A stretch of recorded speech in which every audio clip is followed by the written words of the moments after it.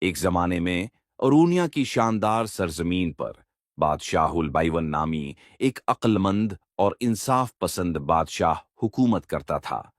اس کی بادشاہی اس کی نرم حکمرانی کے تحت ترقی کرتی ہے، جس میں رحمدلی اور سمجھداری کی نشاندہی ہوتی ہے اور دائرے کے ہر کونے سے احترام حاصل ہوتا ہے۔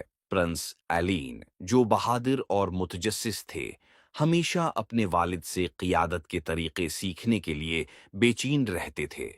بادشاہ کی سب سے بڑی خواہش یہ تھی کہ ایلین ایک دن اسی حکمت اور شفقت کے ساتھ ارونیا پر حکومت کرے۔ ایک اچھی صبح بادشاہ نے شہزادہ ایلیان کو محل کے باغ میں بلایا۔ میرے بیٹے، اس نے اپنی آواز میں گرمجوشی کے ساتھ شروع کیا۔ ایک حکمران کو اپنے لوگوں کو اچھی طرح سمجھنا چاہیے کہ وہ ان کی انصاف کے ساتھ رہنمائی کرے۔ سکوں کی ایک چھوٹی تھیلی اور ایک سادہ چادر کے ساتھ پرنس ایلین دارالحکومت کی ہلچل والی گلیوں سے نکلا۔ وہ تاجروں کے ساتھ گھل مل گیا، کاریگروں کی باتیں سنتا تھا اور یہاں تک کہ کچھ بچوں کے ساتھ ہوپ رولنگ کے کھیل میں شامل ہو جاتا تھا۔ جیسے ہی وہ شہر سے گزرا، ایلین اپنے لوگوں کی سادہ خوشیوں اور جدوجہد سے بہت متاثر ہوا۔ جیسے ہی سورج غروب ہونے لگا، ایلین بادشاہی کے کنارے پر ایک چھوٹے سے گاؤں پر پہنچا۔ وہاں اس کی ملاقات لیویا نامی لڑکی سے ہوئی، جو اپنے خاندان کی بھیڑوں کے ریوڑ کی دیکھ بھال کر رہی تھی۔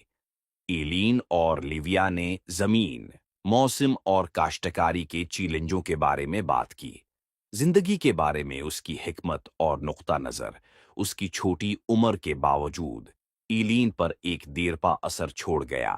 محل میں واپس آنے پر پرنس ایلین نے بادشاہ البیون کے ساتھ اپنے تجربات شیئر کیے، جنہوں نے دلچسپی سے سنا۔ آبا، ایلین نے سنجیدگی سے کہا، میں نے آج یہ سیکھا ہے کہ ایک بادشاہت صرف اتنی ہی مضبوط ہوتی ہے جتنا کہ اس کے حکمران اور اس کے لوگوں کے درمیان تعلق۔ بادشاہ البیون مسکرایا، اپنے بیٹے کی ترقی اور سمجھ بوجھ پر فخر کیا۔ بے شک میرے بیٹے، اس نے جواب دیا، تم نے ایک سچے لیڈر کا دل دیکھا ہے۔ اس دن سے پرنس ایلین اکثر بادشاہی میں داخل ہوتا تھا، اپنے آپ کو ایک بادشاہ بننے کے لیے تیار کرتا تھا جو حکمت اور شفقت کے ساتھ حکومت کرے گا۔